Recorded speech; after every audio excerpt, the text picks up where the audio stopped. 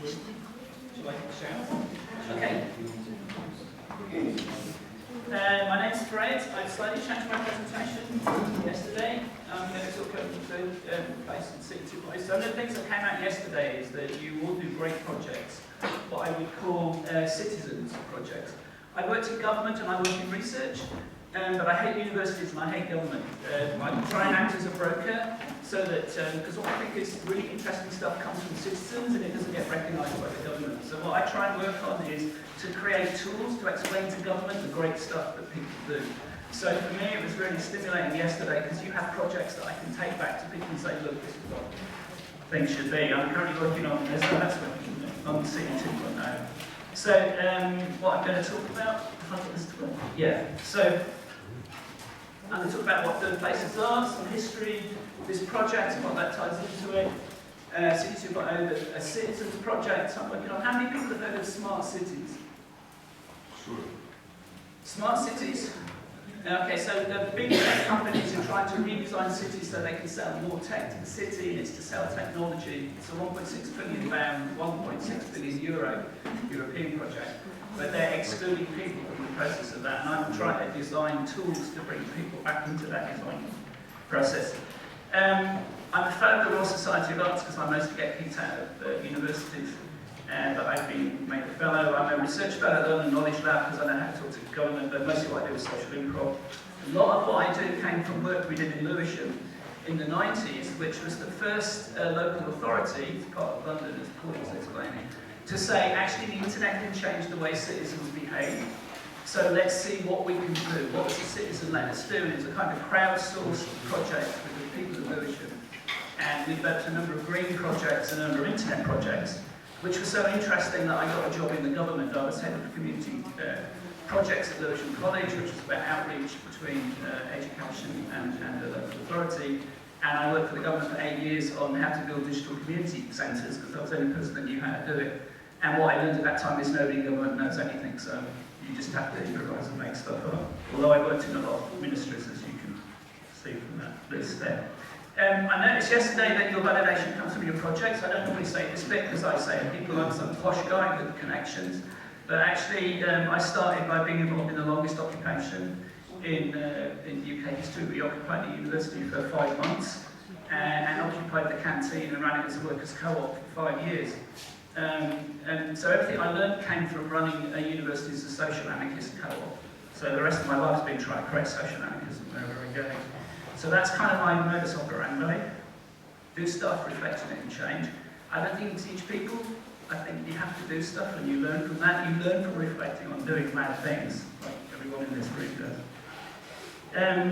So actually there's a much better talk that I gave a few months ago in Bristol. I'm working with Bristol and a group called Stokes Croft, which is the kind of cool part of Bristol. And it's a bit like Hoxton, but it's like where the trip-hop bands come from. And they're kind of redesigning the way that they work in Bristol. So I've got a much better talk, which is much better than me recording this. So I'll give a link to this, Designing Participatory Smart Cities. All my work is trying to create an intervention between government and municipalities and people, and getting government and municipalities to recognise the stuff that people do by putting it in the language that they understand. So if I say stupid words, it's because that's what government understands. So one of the things I was involved in, when I was kicked out of the occupation, I had to work, so I worked as a van driver in Covent Garden. How many people know Covent Garden? So it's kind of the main tourist centre when you're a tourist when you go to London. Actually, it came out of an anarchist occupation because when the City of London burned down in 1666, Covent Garden was already a square that existed, built in 1649. This is as it was back in the day.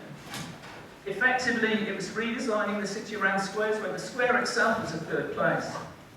And when the medieval City of London burned down, the plan to rebuild London was around public third places.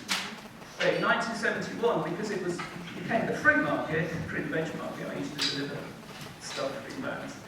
The plan was to turn it into a conference centre and tower blocks, like Docklands is now. There was a big occupation, and what we learned was, if you can occupy a place that property developers want for 2 years, they run out of patience or run out of money, and then you can actually do interesting things. So it started in about 71, it lasted until 74. So The common garden that you see today was because a bunch of anarchists and squatters took that place over and kept it as the original design it was back in 1649. And then later on, I was living in Lewisham. There was a similar thing to regenerate Lewisham around the creek. That's the creek as it was. Deptford Creek, part of Lewisham, was the last tidal creek, because they dammed up and blocked all of the rivers, like the Fleet River, for example, in London.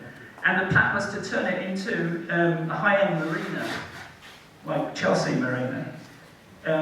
But again, because we spent a couple of years protesting, loads of people get involved in that, we said what we need to do is to keep this as a tidal creek, because it's the last tidal creek. And there's a bunch of urban ecologists that are involved in that, saying it's a much more interesting way of using the city to keep the ecological dimension than to build a marina for rich people to stick their boats into. And I was involved in developing this Creekside Centre after we kind of won the Tidal Creek battle. And that, it's really interesting because we're just a bunch of volunteers. And we thought, well, we've learned a lot from being urban ecology activists. What we'll do is create a centre to show people how to do that kind of thing. And when the Olympic bid came on, who's heard of the London Olympics? Nobody's heard of the London Olympics? Wow, okay. It was on telly and Usain Bolt ran a lot of meters very quickly. We were the only building in London. London is about property development, tower blocks and the Shard and all of that, right? We were the only people that built a building to the IOC Sustainable Development Standards. A bunch of unpaid volunteers. So that went into the Olympic bid, because we were the only building that was green, recognised as a green building. So it's amazing what you can do if you're an occupier and an anarchist, and you just don't take shit from anyone.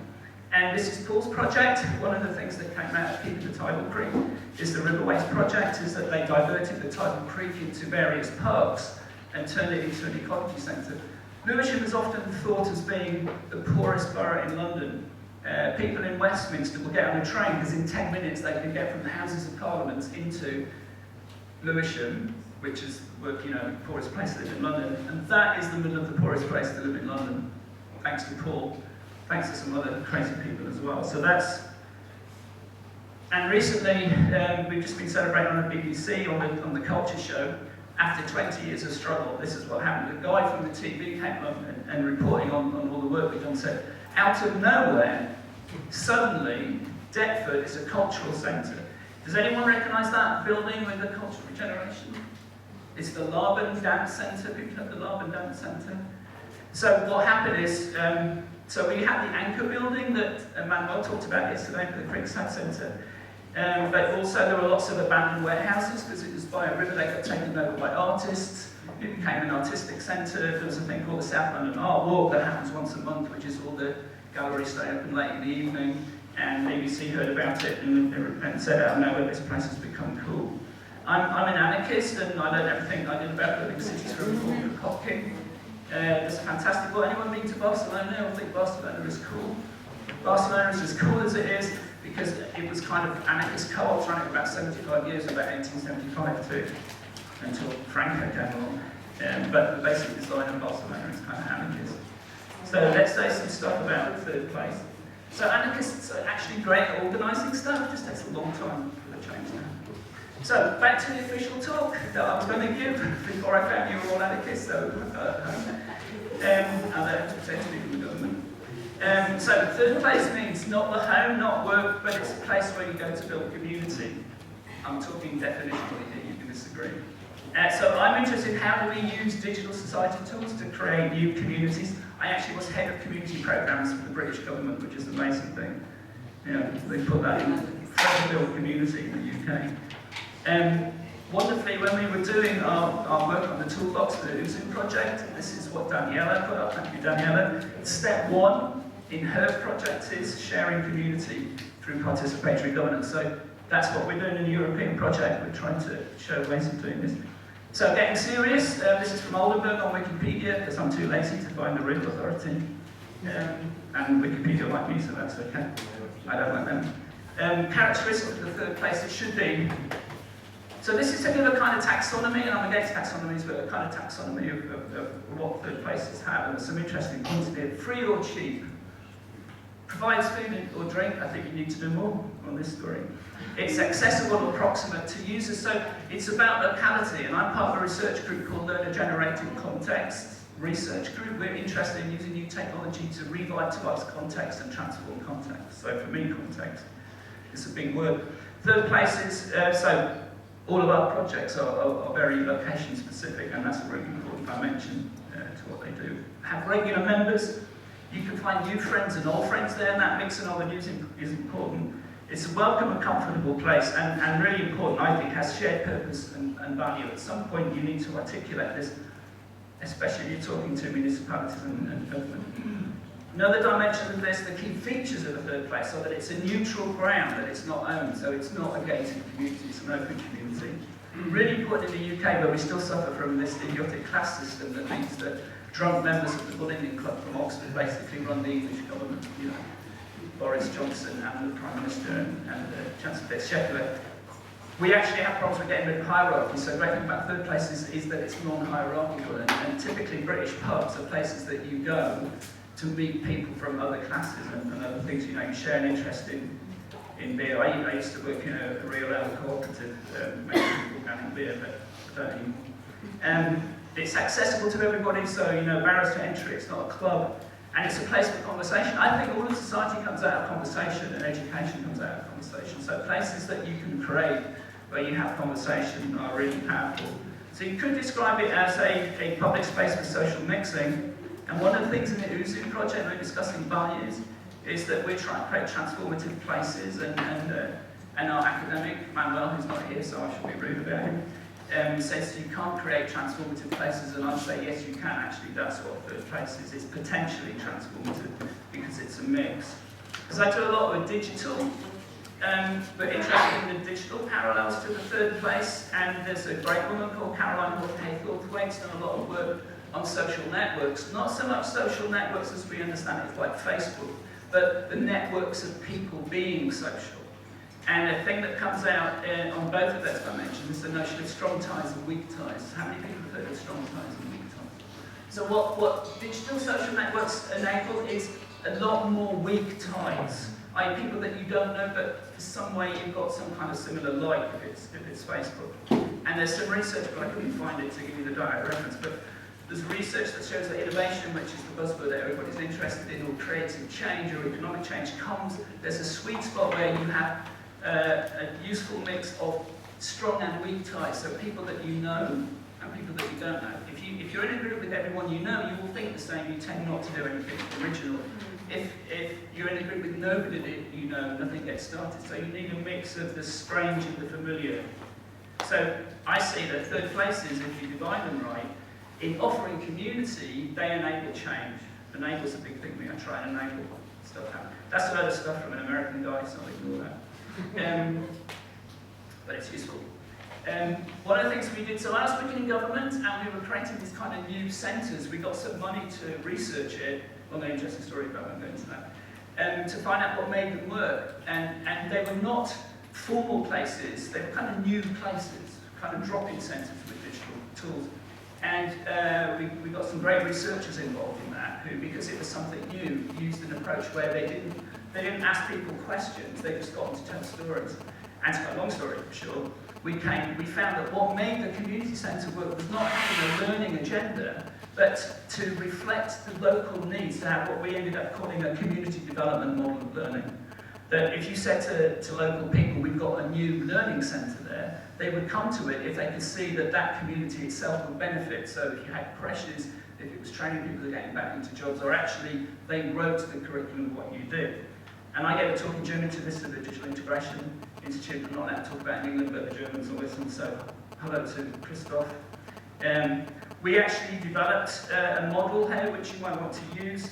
This is not a very good version, because when I was kicked out of government, they stole all my stuff and I had to scrape this off the web, so this is a poor version of it. But in terms of what we're doing, I won't go through the whole thing, but this bit is how a centre works, and that's how you can link with digital technology. It's kind of a model of stigmergic learning, which we've been talking about. But one of the things we found is actually that the community is the curriculum. If you let the community decide what it wants to do, it will do stuff, and that's what it should be doing. So it seems to me that's kind of what you guys are doing with your places. So So that's kind of what my job is. Can I find out what you're doing and modelling it in some way, which can then get academic respectability, which we then take to government? Because I found when I was in government, I could only do stuff if I could point to the research. So what I now do is I write the research so I can point to the stuff that I want to do. You know, just change that basis. So a bit of history, we've done that. So if you look at all the significant institutions in history, they actually come from third places. So this is a bit of the British. The University of Paris, I was involved in Occupy of the universities, and because I had a lot of experience of Occupy, I told them that they were sort of rubbish occupation and they should actually be more community-centred. And there was a lot of different phases of Occupy, but do people know the Impact Hub Westminster in London? They ran a weekend after this called the University Project, which was like, can we co-design, co-create a new kind of university? And I have a project in that called WikiQuals, which you can steal if you want, or I can help you set it up. But one of the things we found is actually, before universities existed, what you had was communities of scholars. It was self-organised learning groups. And the University of Paris, you know, being French, of course, they want to institutionalise everything, is that they set up the University of Paris because the people that were doing learning as a hobby, this is back in the 11th century, actually went to different towns to be around a mentor of some kind. So a bit like Socrates in the original academy, people went there because Socrates was there, they went to talk to a cool guy, because he was then, before he took the poison. And what they saw was that students bring, or communities of scholars, bring money to a place. So universities were set up to institutionalise self-organised learning groups. Now we don't think that you can have self-organised learning groups, but actually they started off as subverting that process. My brother was a lawyer, and in the UK, you become a lawyer. Anybody seen Harry Potter? So you know the dining scene in Harry Potter? That's how you become a lawyer in the UK. You go to a dinner like that, you go to 12 dinners, you become a lawyer. I kid you not. There are other things there. We've got 1660, a key thing in the development of the public institutions we have now are coffee shops, which, anyone Armenian in here? Turns out that Armenians took coffee all around Europe. I only found this out in Bucharest when I went, a friend of mine knew I liked coffee, and he said, oh, there's this place, Rojc, they've been selling coffee since 1550. Because I know my coffee history. I said, 1550, that's not possible. You know, we didn't have coffee in London until 1660. And he says, well, it was set by an Armenian. Everyone knows that Armenians invented coffee. And I was like, what? So I went online and found, yeah, it's true. The first person who was a coffee maker in the UK was an Armenian who was brought back by a scholar in Oxford who'd done the grand tour of communities of scholars, brought him back to Oxford, had him in his house as a coffee maker. People would go up to London to Oxford to have a coffee because he had a bloke, a man, who would make coffee. So a coffee maker in 1650 was a bloke. He eventually set him free. He opened a coffee shop in Oxford. He then opened a coffee shop in London. That coffee shop was where the Royal Society was invented. Anyone know the Royal Society? World's first scientific society. So he came out of the third place with an Armenian guy who travelled around Europe and made coffee for people and boom, you know. I'm a fellow of the RSA, that started the same way. Lloyd's Insurance started in a coffee shop. Several banks started in coffee shops. So all the stuff that we think matters started in coffee shops. When I went to London, the thing that I used to do was hang out in pubs, because my dad was a young man, I lived all over the world. And pubs were where trade unions were founded, and it was a music venues. 60s music came out of pubs, punk came out of pubs. So these are all third places, and they're what I call historically liminal. They kind of exist between the present and the future, and they allow things from far and nearby to happen. I've sort of done that. Okay, so what we're doing in Uzu, do you understand this project? So Zorb, I think, the Citizens Project I'm working on is to try and legitimise and show to other municipalities kind of what Zorb are doing in their from action to process model. But what we're trying to do with Darwin from Bordeaux and Lisbon, Rojc and in the UK, actually that's what we're building. So the UK is interested in this project that we're learning from the other third place projects, how to do it. So this is what we're trying to do on the Uzu project. How can we create new third places where social entrepreneurs create socially useful enterprises, and what those terms mean. That there's multidisciplinary co-working, so that's not just co-working where you plug in and you use a digital machine, but by being in a collaborative workspace, you create mashups of different work and create new ways of working. So you try to design your own work. As Darwin is showing us, that also would help with ecological transitions to a sustainable economy that's a more ecologically balanced way of doing it, as in Bilbao, that's also engaged with the local community. It's not a self-contained place, but it's community related. And that we can build civil society. Actually, I think what these things are what I call citizen-generated context. And I'd like to live in a society of citizen-generated context, not state-generated institutions. So one of the things that I've been doing is working in this city space. People know the history of the web, right? So I kind of think that, so that's the kind of history of the web, but I think since Web 2.0 came along in 2002, which is the participatory web, which is giving us tools to create stuff, like Wiki and YouTube and whatever that may be, that actually the technology enables us to make stuff rather than just receiving it. So we're kind of interested, what does that mean for education? What does that mean for society? What does that mean for government? And the lady who gave the talk yesterday talked about temporary uses. One of the principles, is she here today? Temporary uses thing. So we're all involved in temporary uses. In Web 2.0, that's a principle. It's called permanent beta. That actually you're forever becoming. You never actually reach that state. So it's, and there's that great Lennon quote. John Lennon had this line that life is what happens whilst you're making plans. So you have an urban plan, but stuff happens anyway. That's actually what life is. It's not the plan. But we think you can use this technology to create architectures of participation. And the thing I'm interested in is when technology comes along, are we enabling what we already have, or are we actually transforming it into something new? So one of the things I do so what I think tech-enabled change can be socially dialogical rather than intellectually dialectical. I put that in for Anna, if she's here. And dialogical means that you don't know what the answer is, you engage in the process, and the process transforms what the answer can be. And it comes from, as I think you've been doing in the third place spaces, it's that as users you go into a space and transform that space, as we see in Rojc. It was designed as an architectural, architecture is designed as a military barracks, but it's now a centre of civil society, and that's because people have transformed it. So kind of, what you can do with tech and society. We think it can be context shaping. So one of the things that we're interested in is, because we think of things in the old ways, is can we have this phrase, problematizing the context space and inventing new solutions. Okay, so you want me to? Right, Daniela's telling me to shut down. So one of the things that we've done is we tried to turn Manchester into an interactive city. That was really interesting because we had lots of problems with the city council and stuff. So I'll go to the final year. So this is where we are. What happens at the moment is this is what we call a development framework. It's to try and scaffold thinking about how we design the future.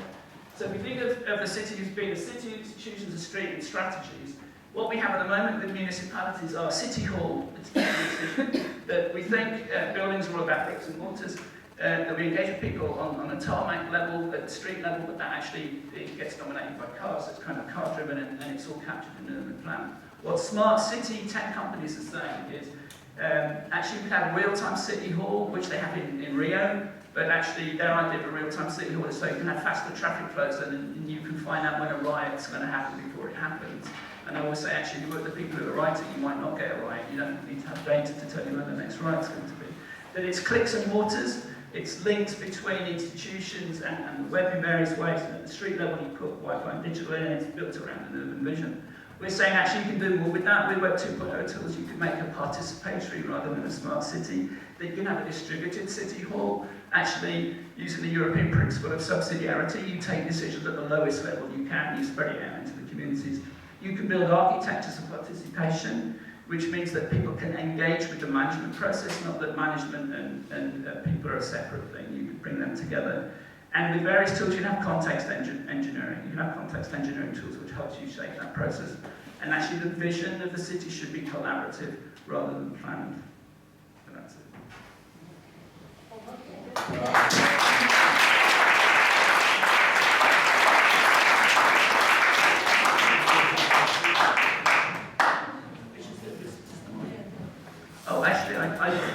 Christian reminded me of this. Do people know Steve Jobs' phrase, insanely great? He says we should build insanely great products. I say we should create insanely ambitious projects. So my projects are always insanely ambitious. Like yours.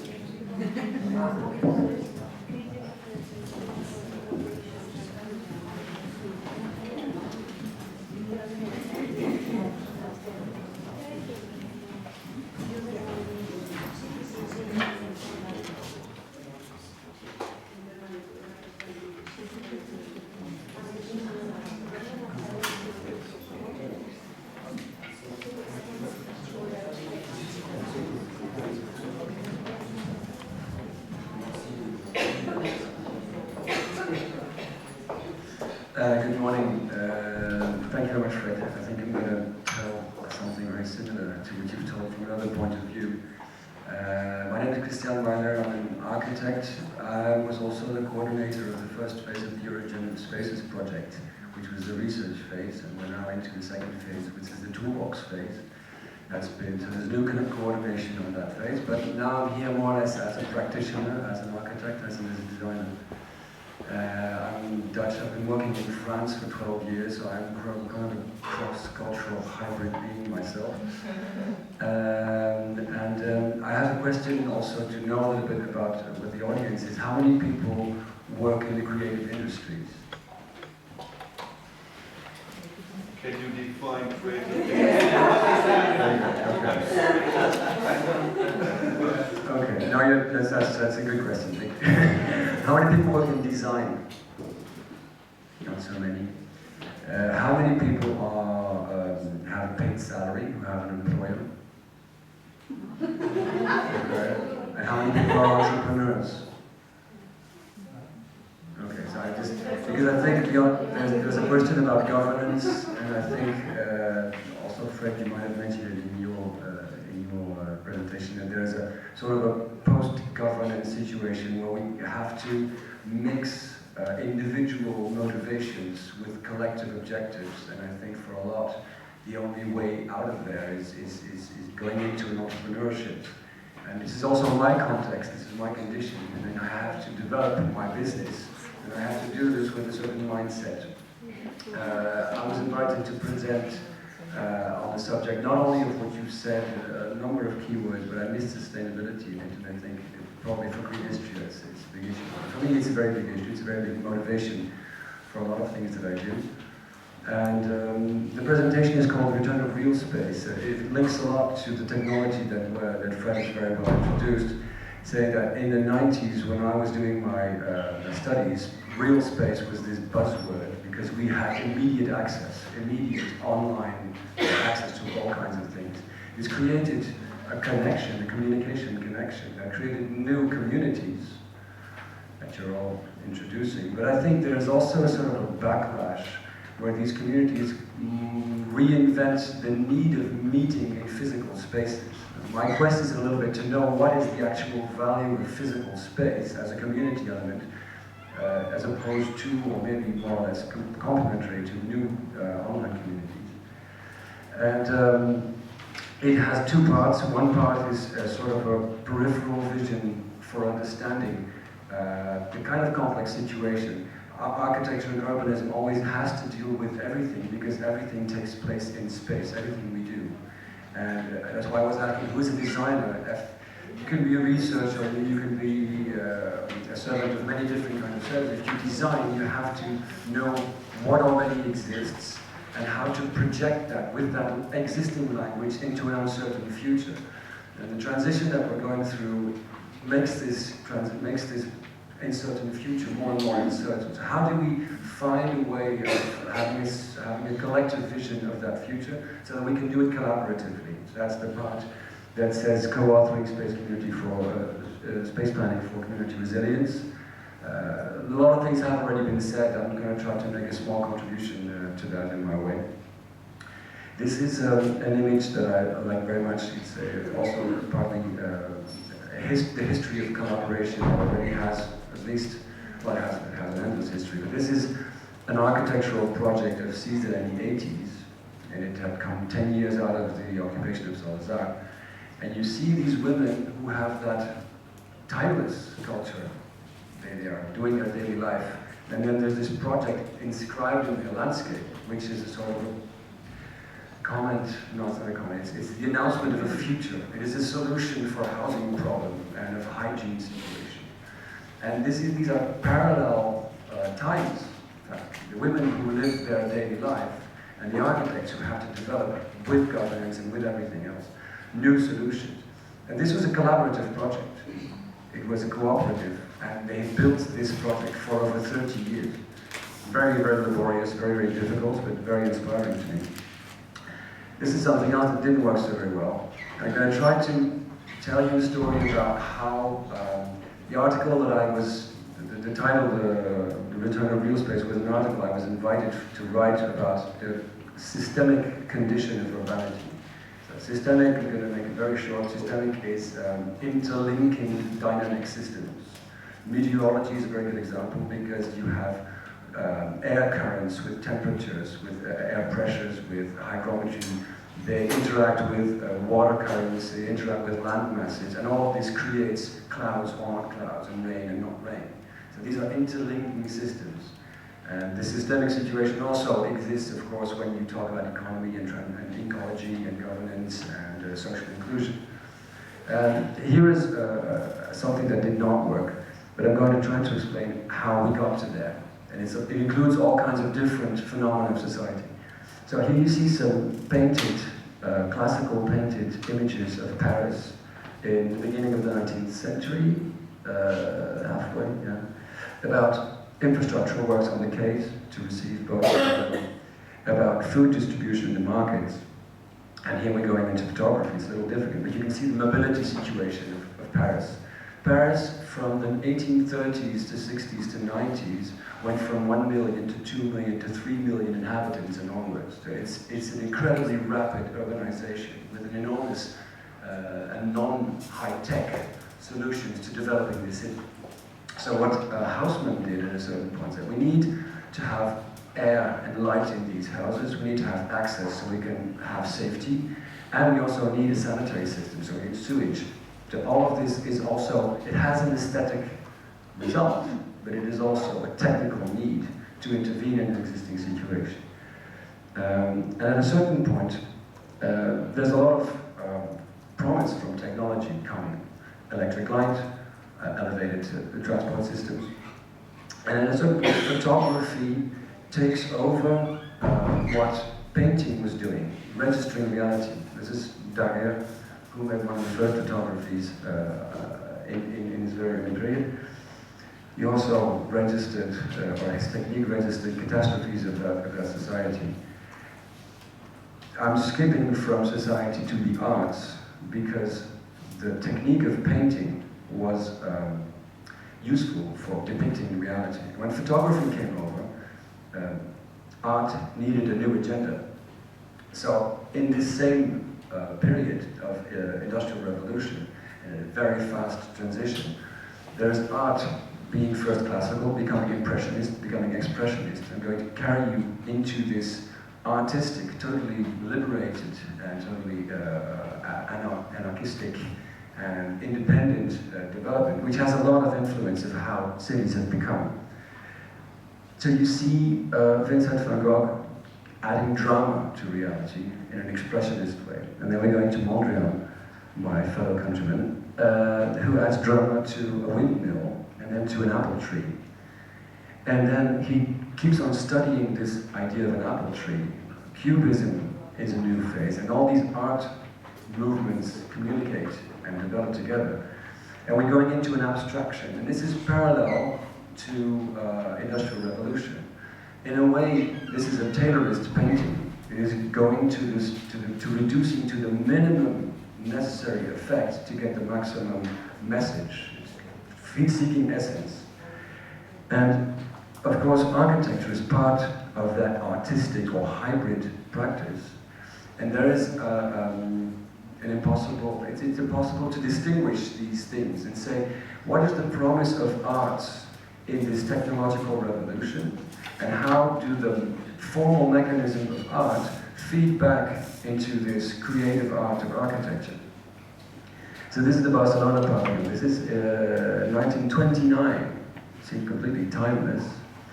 But this looks like this is a gravity-defying project, and it's immaterial, it's pure space, and it's a promise of a future hygienic living space. And you can multiply that, and we can still use artistic promise into a bigger solution for the same urbanization taking place. And it is a sort of co-evolution of wanting to believe in the qualities that are promised and then delivering them to a large growing community, a large number of people. So the Unité d'Habitation of the Rojc, I think you all know this project. And if you see the initial project and how it is set in the landscape, it is actually quite promising. It's pretty good. There's just a problem. If you take a weak version of the Unité d'Habitation and you replace neighborhoods like this one in St. Louis, in the United States, this is a poor version of the same promise, multiplied to an enormous scale.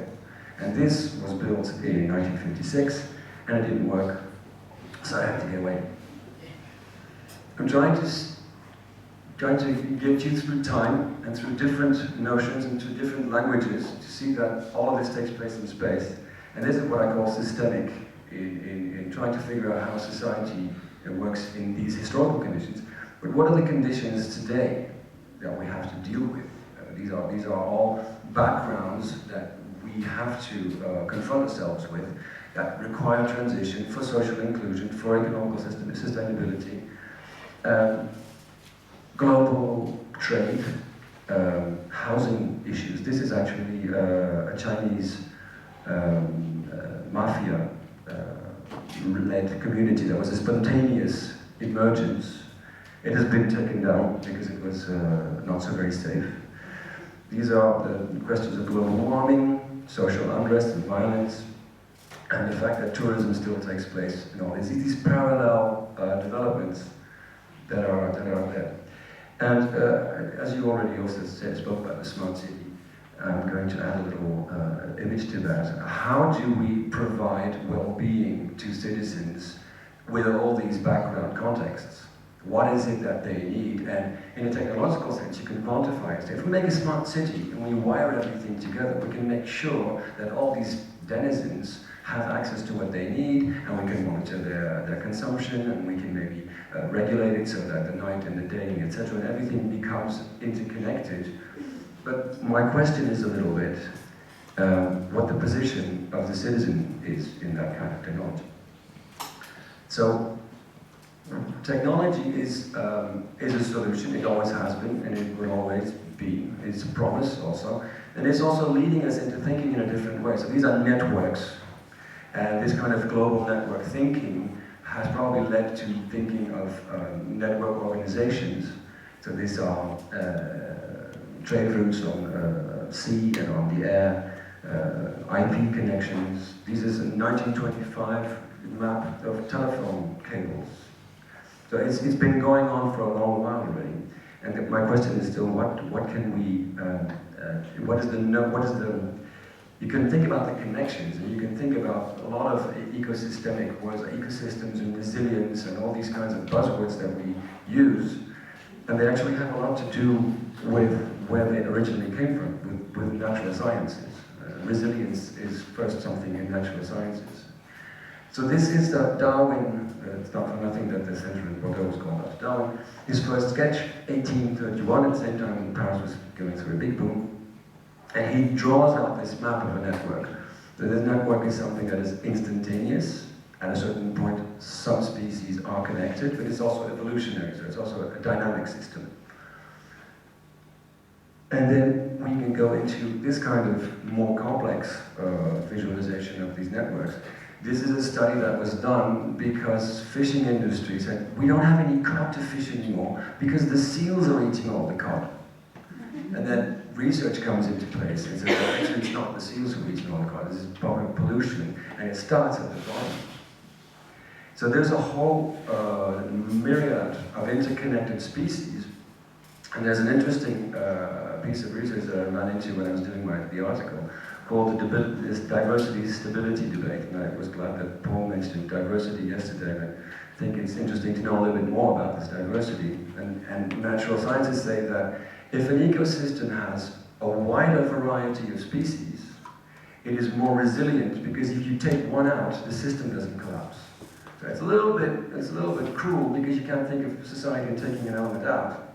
And I know this, but trying to understand what resilience is in saying that if you have a complex system with a lot of variety, with a lot of different partners, with a lot of different participants, you have a system that's much more flexible and adaptive. So it's interesting to have that kind of insight.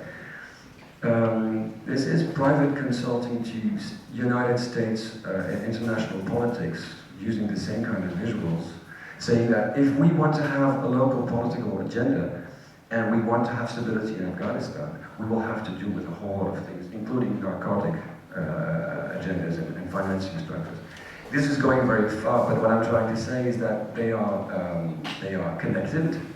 There are networks of connection, the networks of evolution, and the networks of interaction. These are organizational maps according to certain cultures. Just to say that not all the cultures work within the same pattern. I'm not saying this is true or untrue, I'm just saying that it's probably true that different cultures have different ways of interacting. And there's also let's say networks of collaborative potential, or governance maps. Maybe blue one is very French, it's very centralized. I'm not going to this kind of charades of who's who, but I think there's one that is totally networked, which is an IP kind of network where everybody is connected to everybody. And I think space is somewhere in between, because it's a physically limited space where you meet some and not all, and you're not always in connection with everybody. And this is where community gets more sense, because I think this space is the place in which trust, space is, the physical reality is still so much more rich than the digital reality. Some things like body language have so much to do with when you create trust with people you interact with. So I think space has a very specific place in that. If you go back to this network thing, who are the dots? I think that is more important actually than who are the connections. And the dots are the people who work their way into their existence and trying to make their living. This is Alex Hill, and he is a very important figure in the co-working scene. And he's just an individual at the start of the beginning. And this is the system that kind of develops around these kinds of individuals. So this is the Bussy co-working we visited in London. This is Fernando, who was supposed to be here with his wife, who runs the co-working in Lisbon. So this becomes a community with, it's not, the manager is not the right word, people who animate these kinds of collectives of workers. So this is a co-working mood board, saying that it's work, it's individuals, it's organization, it's also peripheral activities where this is Paulo Suero de Carvalho, who's a government Smart cities guy. He's a startup and smart. He's pretty tech, but he's smart enough also to hook into communities and knowing that these are breeding grounds. So this is peripheral to work. And then we go into third places. I'm also going to third places. I was saying that my main motivator is sustainability, but the problem with sustainability is that it doesn't communicate very well with finance. And so we need some kind of common language. And I think the third place is a way of modeling very simply how this community has very many different faces. So it's about, this is a library, street art, work, meetings, all kinds of different activities that are contextualized in the same space. It's not sectorized and saying, this is a housing zone, this is a working zone, this is the commercial center, etc. No, it's coming back together. That's what I think is very interesting. So I've made a little summary that I've kind of appropriated, and I've tried to, it's the same thing as Fred said, easily accessible, inexpensive, comfortable, with regular residents, community-based, open to visitors, and with food and drinks. So these are actually, this is a good agenda to develop that kind of stuff. Now, just before I go into the projects that I'm trying to do with this kind of knowledge, this is a sort of a prolongation of work that was done by Rand McNally, trying to make a chart of billions of years of evolution. And this is a logarithmic scale, yeah? But I've kind of copied it and said, okay, so first there's plant life, then there's animal life, then comes man, and man creates culture. So this is the first column, yeah? And if we take the last part, you see the French culture in this blue and white and red, right? And if you take that, that is since Anno Domini, since the Christ, since our calendar, another algorithmic scale. And the part where it flexes in is energy consumption. So this is kind of what's taking place and how we need to see our consumption and sustainability in a long period, and also make it contextual with all kinds of other developments. The part down there is the megawatt scenario in France. There are 4 ways to reduce our consumption. The S stands for sobriety, just consume less. The P stands for more efficient production, so lose less energy while extracting energy. Yeah, okay. I'll go a little faster. Anyways, there is a fragmentation of the economy taking place, and we need to recreate these fragments into communities that can actually work together and sustain the situation. So this is a biotope in the beginning. This is the original territory, and we develop it through the ages into what I call technotope. This is again the same architect who has a technique of inscribing himself into the landscape, which is the original natural landscape. But in fact, we're going to have to inscribe ourselves into a technological landscape. We have so much technological residual, but we have to deal with that. And this is what I already said. It's inscribing into a physical context, which is technological, and inscribing into a sociological context. I'm going to then quickly go through a couple of projects. I'll try to skip the projects that are not mine and only inspire me, just talk a little bit about the projects that I've done. This is Christchurch. They have rebuilt their community after an earthquake. It's a natural disaster. And this is Detroit, and they're rebuilding their community after a massive industrial rampage. So the industry has just left the city. So, yeah, they're both disastrous, but yeah, they're both disastrous, and they have the same solution, but they don't have the same background. This is an urbanist study which was collaborative. This is about communities, this is working with the community. We made 6 concepts that were presented to the 10 departments of the City Hall. And we had a scoreboard saying which are the concepts that you believe most in.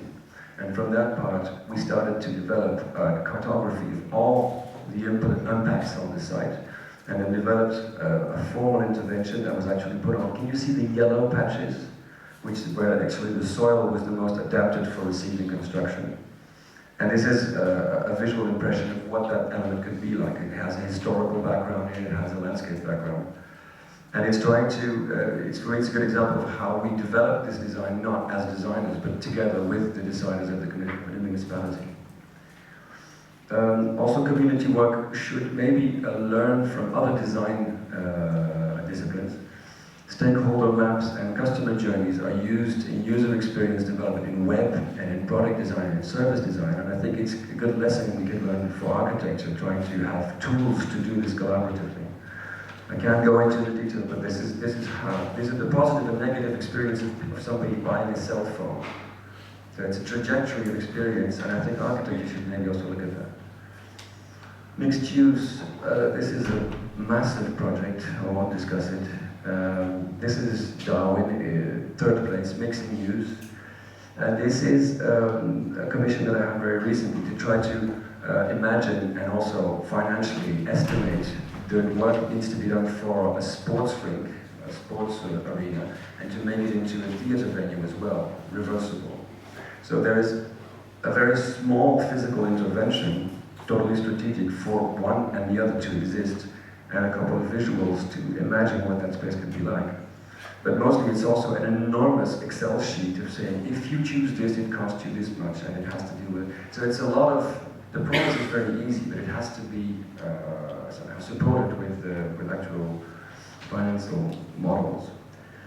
This is a very beautiful, passive and positive pavilion in Spain that I didn't make. But it's very inspiring because it's sculptural and it's ecological. Thank you very much. This is a project that I did study together with some engineers, trying to bring passive house to the southwest of France. And this is where frustration hits in, because It is a logic that costs little money, but because you can't sell technology with this project, it's impossible to sell to industry. You're telling them there's a solution for you to make less money and to spend less energy, and they just won't buy into it. So you can do all the studies that you like. For example, saying it has to be oriented to the south, so that it always catches the sun, and you have to have one model that can be serially produced, and it has to fit into the landscape. It has to be adapted to the south, because we need ancestral techniques from the Mediterranean to protect us from the heat.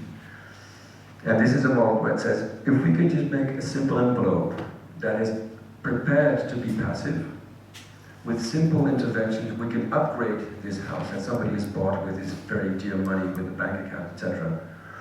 With a small amount of money, he can upgrade it into a passive house so that he has to spend 5,000 euros maybe in 5 years when energy prices will be going up. And 10 years later, he can maybe have some solar panels so that they can be injected into the system, so they can be autonomous. What can you sell to the market now that will have that logic, so we don't have to redo it all the time? But it's something that doesn't go very well with the industry. This is low-tech in construction, so it's just a simple box, a wooden box with prefabricated elements. When I did this project, I had to import them from Austria, but now in France, in my region, there is a local manufacturer of these kinds of panels with local wood.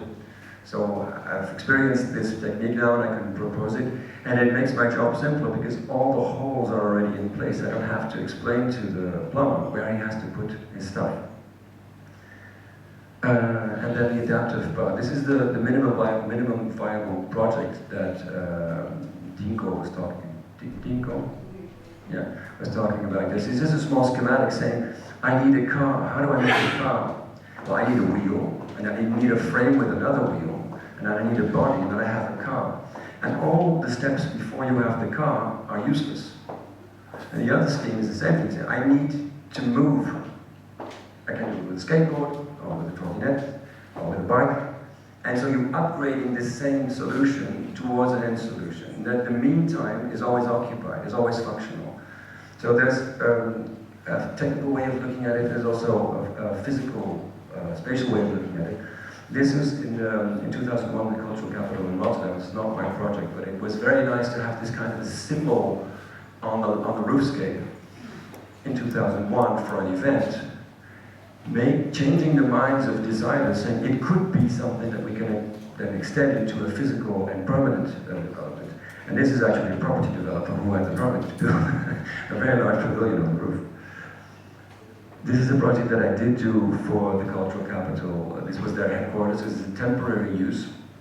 And if we would take the budget and spread it over the 3,000 square meters we had to do it, we would have the budget to make a new tapestry on the ground, and a new ceiling and lighting, and some security measures, and that was it. So we would spend all our money on actually virtually nothing. What we did is we concentrated all the money in the strategic element, and which is this box. You can see that box. It's sort of an enormous light fixture, integrating also security measures, but also panels for posters and for video presentations. So it is really concentrated financially to a simple solution. This is where the money went for 3,000 square meters. It only went into these objects. And the way of reasoning in it was to say, in these four images, this is the yellow dart is the spot. And the concentric circles are where people become pedestrians. So they come out of a tram, out of a train, out of a car or something, and they become inhabitants of the public space. And the stars are their cultural objectives, if they want to go to a cultural place. And then you map the most important public space, and you see that the location that we were proposed to work with was completely in the heart of everybody that was looking for culture in Rotterdam in 2001. So you're saying there's a lot of exposure. You need to have another way of dealing with your budget. You can't just make tapestry and a ceiling and be done with it. You need something a lot more visual. And this is the last one. your internal spaces and maybe you work with an economist and with a sociologist and with people in communication. Together we've taken the initiative to create an interdisciplinary or multidisciplinary consulting group. And this is our first commission where we co-wrote a paragraph in a development program for urban renewal. This is 3 acres of urban renewal, being amenities, public administration, housing, and education. So this is a big developer saying, I don't know how to sell my commercial space. But there is commercial space existing on the top level. So the intensity of blue is the attractivity of the commercial area. And what we're saying is that if you take local energy, as in third places, as in co-working places, as in small entrepreneurs who have all these needs, and you get them together, the fact that they are here on the site, the fact that they are so close to the metro line and so close to the commercial area, you can create a public pedestrian flux into this new area and then kind of stretch this attractivity into the whole urban area. So this is just, it's not such an incredible invention, but visualizing it and trying to contextualize it helps to create another kind of argument, another kind of way of, it's not writing, but it's creating a language, a common language for people to collaborate on the same subjects, but maybe with some new tools. So, this is the last one, sorry. In fact, urbanism taking 15 years is the last one, promise. Urbanism taking 15 years, there's a lot of questions about the meanwhile. Can we wait 15 years for an area to be realized and say, now you can occupy it? Or should we maybe reason that it is already occupied as soon as it is a building site? So there was a study to look into what kind of amenities area could we add to a housing area, having a certain shape. This was the objective. But if you put the first building there, one of the 6, and you use it as building construction type barracks for stocking materials or having meetings and having showers, etc., you can have a temporary use. Then develop it into an exhibition area for selling the houses, so that new population is going into the area. It's going to meet the area before the buildings are ready. But in fact, you've kind of provided a space, or a third space, a third place for people to meet. But you're not just saying, okay, we'll do the work and then you can come. You're mixing it immediately, and so you're maintaining a sort of societal impact all along the way. So I think this is probably the end. Thank you very much.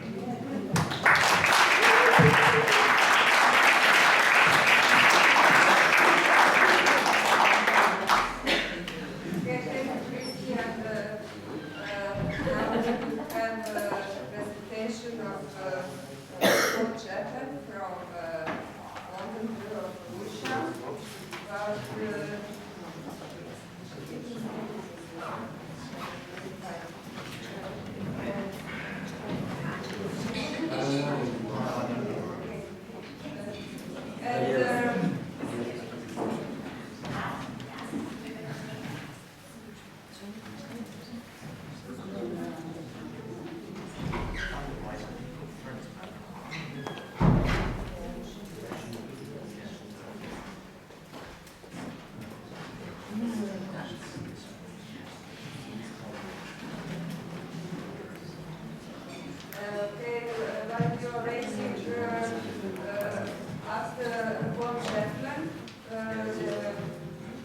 head of the Office for Culture, and Marco from the European Capital of Culture Project will represent the cultural project of Pula related to community and space. Right. It's me again. Thank you everybody who listened to the panel yesterday and then danced the night away as well. We're here this morning, which is a good sign. I've only got 4 pictures and I want to tell you some stories about those pictures. It really neatly follows on from what these 2 guys have said. Fred particularly, thank you for, for being so complimentary about things. But I didn't know Fred until what, 2 years ago maybe we met? The IT centre that he talked about, I joined Lewisham and I was responsible for funding one of those centres. I never met Fred. This was all through the government structure of funding for regeneration of an estate, and part of that was about let's set up a community IT centre in it. Me as a simple local boy didn't really pick up this wider government agenda that was going on. And believe it or not, there was this man here who was driving it. And it's really interesting that 15 years after that happened, I get to meet the guy that I funded the thing that he was pushing. And I think this is really the story that I want to tell you. That things happen, but they happen quite slowly. But then you see all these connections of things that have gone on. The river work that Fred was so generous about actually started off with community groups really having a go at us as a local authority. Why aren't you doing this? This is a wonderful natural resource. Why are you giving it over to developers? Why are you not protecting? And some of my colleagues in Lewisham really got hold of that. And they, as local residents, could see that argument, and they really began pushing it as an agenda within Lewisham. So that when I put in a proposal to get some European funding to do some river restoration work, all that groundwork, all of that energy that had gone into sort of knocking on the council's door and saying, why don't you do this? We were ready to do something. And that has turned into Lewisham Council being nationally recognised as a leader in river restoration and river management in the UK and across Europe. And actually, I need to acknowledge that that started with the community. And we are just a tool to help deliver that. And obviously we benefit from that as a local authority as well. But that's taken 15 years. And it happens, and we do see those links that are on your, the dots and the lines between them. Sometimes they're very faint. You don't quite see, or you're not really with the full picture, but it's there. It's brilliant that I'm, working on a project with Fred now, and revisiting all these things and seeing links that we weren't really aware of at the time, and how they've worked together to put us into the position that we are now. And one of those things is about reuse of public buildings, which is what we're here to discuss. The building straight ahead on that is the Mayor's Office and the Civic Suite in Lewisham. So I explained yesterday, within London, 32 different municipalities, all with their own autonomous political structure. It gets confusing. But we've all got buildings, we've all got town halls, we've all got offices for our mayors. The building slightly to the left was where we as officers would work. In the 80s, it was too small. We built another building across the road. Things have changed. Now we've got too many buildings, so we shut down the old one, moved everybody into the new building. The question was, what do we do with that old building on the left-hand side? My colleagues who were here over the last few days working on the Origins of Spaces project thought, you know what? We've got a real need in our community and our borough for space for micro businesses and micro entrepreneurs. At that point, I don't think we talked about co-working as a concept. I don't think we really knew quite what it was we wanted, but we knew there was a need. We put it to our senior managers, we could do something with this space. The reaction was, oh, it's too expensive, or we've never done that before. Oh, it's a bit of a risk, isn't it? We're trying to save money, you wanted to spend more money on changing the function of a building? Oof, sorry, we're going to close it down, we're going to mothball it, and then maybe in 5 years' time, we've got a big plan for regeneration of the area. It's going to be knocked down anyway, so why waste money on the building now? After about 6 6 months it became apparent that the cost of keeping that building empty was prohibitive. They suddenly came back to us as a team and said, you know that idea you had, we might need to develop it a little bit more. We might actually need to use that space because the plans for regenerating the area, that nearly was a dangerous one, wasn't it? Isn't 5 years now, it's 10 years. So we can have an empty building for 10 years. It might be longer because finances are down and developers are changing their mind about what we want. We can't get the support from the central government or the Mayor for London. So maybe we have to revisit what we do with that building. And I'm really pleased that those original ideas that the guys in our team had are now coming to fruition. And a 5-floor building, 3 floors are given over to a local housing organisation. Top 2 floors will become enterprise space, a co-working hub. And I really hope that we fully understand the language of co-working and the benefits that that will bring.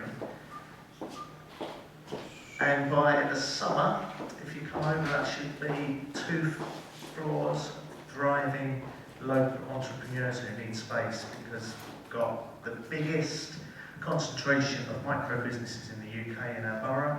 They all work in their homes, they all need something else. And through the Origin of Spaces project, we've begun to see as an authority the value of co-working, the value of that mash of different people together.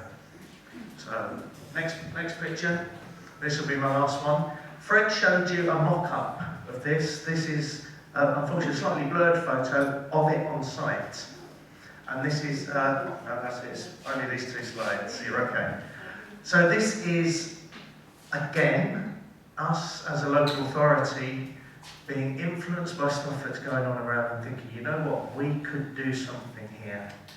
This was the site of an old leisure centre that became unfit for purpose and was demolished. There are plans for that site, but it's politically controversial what it might be used for. So again, the guys in the economic development team said, well, we know what it can be used for.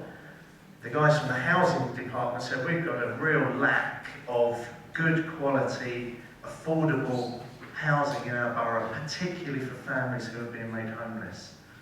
So the idea, taking on the whole concept of meanwhile space, was rather than leaving a big empty space in quite a prominent part of the borough, was saying, well, let's do something that we've not done before, but we think it's got some potential. And I think some of that again came out of communities telling us, you can't do that, you can't just knock a building down and leave it empty. You know, we've got so much need in our community. And those needs were again for about housing and about business space. So these are modelled on sort of those container housing estates that you see around. Temporary use buildings to provide housing for homeless families in the borough, and the bottom space, enterprise space, and some more co-working space. Because suddenly we thought we can't just have one co-working thing in the old town hall. There's so much need for it. We need 2 or 3 different sites across the borough. We need to link that up as well. What's really exciting for me about this is, I think, Christian, you were saying about those last couple of slides, you had a use for the space as it was being developed. We've done the same. Opened up one of the sites at the bottom so that as people are coming along, they can, oh, what's going on here? Talk to someone about it. Get involved, get engaged, understand what it is that's happening, so that it's not suddenly it's arrived and it's open and everybody has to learn what it is. And the idea being, I think there's a 5-year lifespan on this site at the moment. That's probably likely to change. But when it does change, or when that site is ready to be developed into a needed civic site, could be a school, it could be another leisure centre, we're not really sure yet. All those things can be moved somewhere else. And one of the benefits we have in Lewisham is that we do have a few sites for development. And we've now got this as a model, as a transferable model, that we can literally pick up and move somewhere else in the borough at some point. And I think, really just to sum up, that actually local government can given the circumstances and the support, be quite creative in the way that we do things. But what I would say from a local authority perspective is to remember actually a lot of that has come out of community telling us what it is that needs doing, and it takes us a little while sometimes to appreciate that. But when we do get hold of it, we do take it on. I think that joint approach to development can result in some quite innovative ways of working. Thank you.